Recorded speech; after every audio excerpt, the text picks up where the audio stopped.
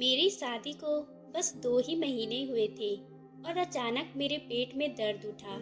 मेरी सास मुझे डॉक्टर के पास ले गई और चेकअप के बाद डॉक्टर ने जो कुछ भी बताया उसे सुनकर मुझे अपने कानों पर विश्वास ही नहीं हो रहा था। डॉक्टर ने कहा, इसके डिलीवरी का समय आ गया है, इन्हें जल्दी से डिलीवरी रूम में ले जाना पड़ेगा। मुझे तो लगा ये सुनकर मेरे पति मुझे तलाक दे देंगे, लेकिन उसने तो मेरे हाथ में हाथ लेकर कहा, चिंता मत करो, सब कुछ ठीक होगा। मैंने एक बच्चे को जन्म दिया, पर मुझे अभी भी विश्वास नहीं हो रहा था कि ये बच्चा मेरा है, क्योंकि शादी से पहले मेरा किसी लड़के के साथ किसी तरह का कोई रिश्ता नहीं था। मैं उस बच्चे को बिल्कुल भी अपने पास नहीं लेती थी, पर हैरानी तब होती जब मेरी सास मुझे रोते हुए मुझसे माफ़ी मांगती। उनके ऐसे बर्ताव को जानने के लिए मैंने एक दिन उनके फ़ोन से अपने पति को मैसेज किया और उन्होंने जो रिप्लाई दिया उसे पढ़कर तो मैं बेहोश हो गई। मेरा नाम रीमा है। मैं दिखने में बिल्कुल सुंदर नहीं थी। आंखों के चारों तरफ काले घेरे साफ नजर आते थे। बाल थोड़े थोड़े सफ़ेद हो गए थे। मैं थोड़ी मोटी भी थी और एक पैर से लंगड़ाकर भी चलती थी। पर हैरानी इस बात से होती थी कि मेरे कमरे में जो तस्वीर थी उसमें मैं बहुत ही सुंदर नजर आ रही थी। मेरी बहन मुझसे 6 साल छोटी थी, फिर भी उसकी शादी हो गई थी। मुझे ऐसे ही चिंते में देखकर कहती, आप चिंता मत करो, एक दिन आपको भी कोई ना कोई पसंद कर ही लेगा। एक दिन मैं पूजा कर रही थी, तभी मेरी बहन दौड़कर आई और कहा, दीदी जल्दी से तैयार हो जाओ, आपके लड़के देखने वाले आए हैं। मेरी बहन से कहने लगी, मुझ जैसी लड़की को कौन पसंद करेगा? अगर आपने सच्चे दिल से भगवान से प्रार्थना की होगी तो ये लड़का आपको जरूर पसंद करेगा। मैं तैयार होकर हॉल में आई। वहाँ देखा वो लड़का और उसकी माँ बैठी हुई थी। लड़की की माँ ने बड़े प्यार से मुझे बुलाया और अपने पास बैठाया। लड़के को देखकर लग रहा था जैसे मैंने उन्हें कहीं देखा है। मैं भगवान से प्रार्थना कर रही थी, ये लोग मुझे पसंद कर ले। और इतने में लड़के की माँ बोली, हमें लड़की पसंद है और अगर आप लोगों को कोई दिक्कत ना हो तो हम अभी अंगूठी पहनाना चाहते हैं।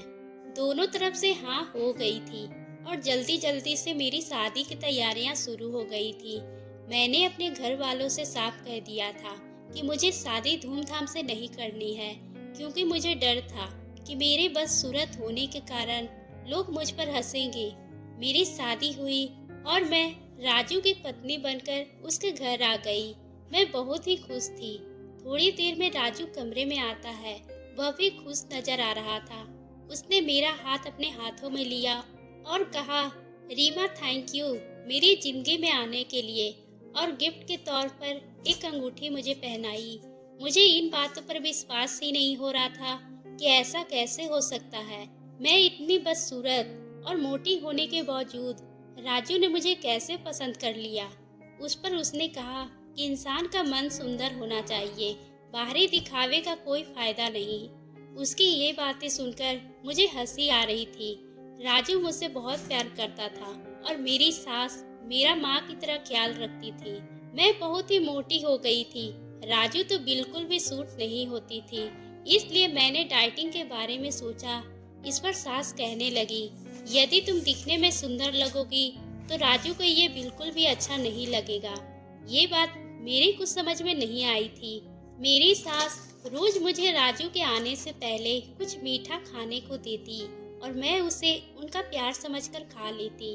आज उन्होंने मुझे केक खाने को दिया था, तभी मेरे पेट में दर्द उठा और अभी ये मेरे साथ रोज होने वाली बात थी। वो जब भी मुझे मीठा खाने को देती मेरे पेट में दर्द उठता। राजू के आने तक मैं परेशान हो जाती और राजू रात भर मेरे लिए जागता। हम दोनों की बात करने का तब मौका ही नहीं मिल पाता और इसी चीज से मैं बहुत परेशान हो गई थी। एक दिन मैंने सोचा कि अब तो वो मीठा नहीं खाऊंगी, क्योंकि अब मुझे मेरी सास पर शक होने लगा था। शायद वे हमारे प्यार देखकर जलने लगी थी, इसलिए हम दोनों को अलग रखने की कोशिश करती थी। मेरी सास मेरे लिए मिल्क शेक लेकर आई थी। मैंने कहा, मैं कमरे में जाकर पी लूंगी, अभी मुझे उल्टी जैसा लग रहा है। उन्होंने कहा, ठीक है, पर पी जरूर लेना। मैं कमरे में गई और मिल्क से छुपाकर रख दी। मुझे लगा कि आज मेरे पेट में दर्द नहीं होगा, पर मेरा अंदाजा गलत साबित हुआ। मेरे पेट में दर्द उठा और धीरे धीरे बढ़ने लगा। मेरी आवाज़ सुनकर सास दौड़ी दौड़ी आई और राजू को फ़ोन कर दिया। राजू के आने के बाद मुझे अस्पताल ले जाया गया, जहां मुझे इमरजेंसी वार्ड में एडमिट किया गया। चेकअप के बाद डॉक्टर ने कहा पेशेंट की डिलीवरी का समय आ गया है, इन्हें लेबर रूम में ले चलो। ये सुनकर मैं हैरान थी। मैं चिल्लाकर कह रही थी, ये कैसे हो सकता है? मेरी शादी को सिर्फ 2 ही महीने हुए हैं। मैंने राजू से कहा, मुझे यहाँ से ले चलो, ये डॉक्टर पागल है, मुझे यहाँ अपना इलाज नहीं करवाना। पर मेरे पेट का दर्द बढ़ता ही जा रहा था। मैं जोर जोर से चिल्ला रही थी। तभी राजू ने मेरा हाथ पकड़कर कहा, चिंता मत करो, सब ठीक हो जाएगा। सभी लोग बाहर चले गए। मेरी डिलीवरी का समय पास आ गया था और 2 घंटे बाद मैंने एक बच्चे को जन्म दिया। मुझे विश्वास ही नहीं हो रहा था कि ये बच्चा मेरा है, पर मैंने अपनी आंखों से इन बच्चे को जन्म देते देखा था। मैं डर रही थी कि अब मैं राजू का सामना कैसे करूंगी, वो मुझे तलाक न दे दे और समाज में अब मेरी कोई इज्जत नहीं रहेगी। ये सोचकर मैं रोने लग गई। थोड़ी देर बाद मेरी सास और मेरे पति कमरे में आए। उन्होंने देखकर साफ पता चल रहा था कि वो दोनों बहुत खुश हैं। मेरी सास ने उस बच्चे को मेरी गोद में रखा और कहा, ये लो तुम्हारा बच्चा, बेटा हुआ है तुम्हें और बिल्कुल तुम्हारी ही तरह दिखता है। मैंने मुंह फेरते हुए कहा, इस बच्चे को मेरे पास मत रखो, ये बच्चा मेरा नहीं है। मुझे घर लाया गया। मैंने साफ शब्दों में सास और राजू से कह दी थी कि ये सब मेरे मायके में पता न चले। पापा तो पता नहीं क्या सोचेंगे मेरे बारे में। राजू मेरा बहुत ख्याल रखता था। उसकी जगह अगर कोई भी होता तब तक मुझे तलाक दे दिया होता। मेरी सास उस बच्चे को संभालती थी, मैं तो उसकी तरफ देखती भी नहीं थी। राजू ने उसका नाम अमन रखा था। एक बात जो मैं समझ पा रही थी कि जब से ये बच्चा हुआ था, मेरी सास और मेरे पति के बीच बहुत लड़ाई होती थी, क्योंकि इससे पहले कभी राजू ने अपनी माँ से इतनी ऊंची आवाज में बात नहीं की थी। जब भी वो बच्चा रोने लगता, मेरी सास उसे अपने पास ले जाती, लेकिन मैं उसे अपने पास नहीं लेती थी। मेरी सास रोते हुए मुझसे कहती, मुझे माफ कर दो, और जब से मैं उससे पूछती कि आप ऐसा क्यों कर रही हो, तो वो चुप हो जाती। एक दिन मैंने अपनी सास को राजू से ये कहते सुना कि बुढ़ापे में मुझसे बच्चा नहीं संभाला जाता, तुम अपनी बीवी से कहो कि इसे संभाल ले, नहीं तो तुम इस बच्चे के लिए दूसरी माँ ले आओ। राजू गुस्से में कहने लगा कि माँ, ये सब तुम्हारी वजह से हुआ है, अगर तुमने वो सब नहीं किया होता तो आज ये नहीं हो रहा होता। ये सुनकर मेरी सास रोने लगी। थोड़ी देर में राजू मेरे कमरे में आया और मेरे रूप की प्रशंसा करने लगा। राजू सही में मुझसे बहुत प्यार करता था। बच्चे के जन्म के बाद मैं सच में बहुत सुंदर लगने लगी थी। मैं खुश थी, लेकिन मुझे अपनी सास पर शक होने लगा था। मुझे लगने लगा था कि मेरी सास मुझे रोज जो मीठा खाने देती थी, उसी वजह से मुझे यह बच्चा हुआ था, क्योंकि जब से बच्चा हुआ था उन्होंने मुझे मीठा देना बंद कर दी थी। राजू ने अब बच्चा संभालने के लिए एक मेड रखती थी। वह दिन भर बच्चे की देखभाल करती। एक दिन वो मुझसे बोली, दीदी, आपकी सास पागल है क्या? क्यों, क्या हुआ? जब आप सो रही थी तब वो आपके पैरों के पास बैठकर रो रही थी और आपसे माफी मांग रही थी। मैं ये सुनकर शांत हो गई, पर मेरा शक अब और भी ज्यादा गहरा हो रहा था। जरूर उन्होंने कुछ ऐसा किया था जिससे कि मैंने 2 ही महीने में बच्चे को जन्म दे दिया था। ये सोचकर मेरा सिर फटने लगा था। एक दिन रात के समय मैं पानी पीने के लिए किचन में जा रही थी। तभी मैंने राजू और मेरी सास की बातें करते हुए सुना। राजू कह रहा था, मुझे लोगों की परवाह नहीं है, मैंने दूसरी शादी की है। हाँ, और मैं अपनी जान से भी ज़्यादा उसे प्यार करता हूँ। मैं उसके बिना नहीं रह सकता। राजू की ये बात सुनकर मेरे पैरों तले से जमीन निकल गई। मैं अपने कमरे में आकर बैठ गई। थोड़ी देर बाद राजू मेरे कमरे में आया और मुझसे अपने कहने लगा, थोड़ी देर पहले तो तुम्हारा मूड ठीक था, अब क्या हो गया है? राजू की दूसरी शादी की बात मुझे अंदर ही अंदर खाए जा रही थी, पर मैं चुप थी। मैंने राजू से नींद की गोली मांगी और मैं गोली खाकर सो गई।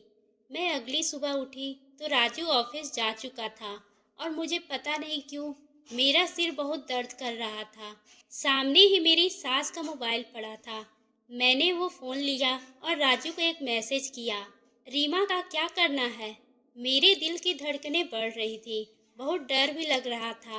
इतने में राजू का फ़ोन आता है। मेरे तो हाथ पैर डर के कारण कांपने लगे। मैंने बहुत हिम्मत करके फ़ोन उठाया। सामने से मेरे बिना बोले ही राजू कहने लगे, माँ, तुम रीमा के पीछे क्यों हाथ धोकर पड़ी हो? उसने तुम्हारा क्या बिगाड़ा है? मैंने अपनी मर्जी से उससे शादी की है, तुम्हें पता है ना। 2 साल पहले मैंने अपनी मर्जी से रीमा से लव मैरिज की थी। तुम्हारा कहना था कि मैं तुम्हारी पसंद की लड़की से शादी करूं, और उसी कारण मैंने रीमा से कोर्ट मैरिज की। जब वह दुल्हन बनकर हमारे घर आई, तुमने हम दोनों को गलत फहमी लाने की कोशिश की, हमें अलग करने की कोशिश की। जब इतना करने पर भी हम अलग नहीं हुए, तो तुमने रीमा के साथ इतना बड़ा हादसा करने की कोशिश की ताकि उसकी मौत हो जाए। तुम इतना कठोर कैसे हो सकती हो माँ? कोई अपनी बहू के साथ, याद है उसे कितनी चोट आई थी। डॉक्टर भी हैरान थे कि वो इतना सब कुछ होने के बावजूद बच कैसे गई और वो कोमा में चली गई। जब तुम्हें पता चला कि वो माँ बनने वाली है, तब तुम्हें अपनी गलती का एहसास हुआ और तुमने मुझे सब कुछ सच बताया। दरअसल राजू की माँ रीमा को राजू से अलग करने के लिए, ताकि वो अपनी मनपसंद की लड़की से राजू की शादी करवा सके, रीमा का गाड़ी का ब्रेक फेल करवाया था। रीमा का बहुत ही बड़ा एक्सीडेंट हुआ था और उसके कारण रीमा को काफ़ी चोटें आई थी और वह कोमा में चली गई थी। पर कोमा से बाहर आने के बाद रीमा को पहले का कुछ भी याद नहीं था। उसे तो यही लग रहा था कि उसकी अभी तक शादी ही नहीं हुई है और इसलिए उसके माँ बाप उसे ले गए हैं। तुम्हें याद है जब रीमा की बहन का फ़ोन आया था और उन्होंने कहा था कि दीदी को फिर से शादी करके ले जाओ, क्योंकि उन्हें अभी तक यही लगता है कि उसकी शादी ही नहीं हुई है और वो डिप्रेशन में जा रही है। तब हम रीमा के घर से फिर उसका हाथ मांगने गए थे। जब वो शादी करके आई थी तो तुम उस पर बहुत ख्याल रखने लगी थी। उसकी दवाइयों का भी जिम्मेदारी तुम पर ही थी और तुम उसे मीठा देने के बहाने उसे समय से दवाइयाँ देती थी। और तुम अब फिर से लोगों की बातों में आ रही हो। मैंने रीमा से दूसरी बार शादी की है, सिर्फ दिखाने के लिए। वो बेचारी तो अभी भी इसी सदमे में है कि वह 2 महीने के बाद ही बच्चे को कैसे जन्म दे सकती है, और इसी वजह से उसने अपने ही बच्चे को अपने से दूर रखा है। राजू की जोर जोर से ये बोल रहा था। मैं चक्कर खाकर वहीं गिर गई। आँख खुली तो मैं अस्पताल में बेड पर थी और मैंने राजू से अपने बच्चे को अपनी गोद में लिया। बस इससे बड़ा सुख दुनिया में और कोई भी नहीं है। मेरी सास ने मुझसे माफ़ी मांगी और मैंने माफ़ कर दिया। हालांकि ये इतना आसान भी नहीं था, क्योंकि इतना सब कुछ उन्हीं के वजह से हुआ था। पर शायद भगवान मुझे भी माफ़ कर दे, क्योंकि जाने अनजाने में मैंने भी अपने बच्चे से दूर रखा था। दोस्तों, आपको ये कहानी कैसी लगी? अगर पसंद आई हो तो आप हमारे चैनल को सब्सक्राइब करना ना भूलें और बेल आइकन को भी प्रेस कर लें।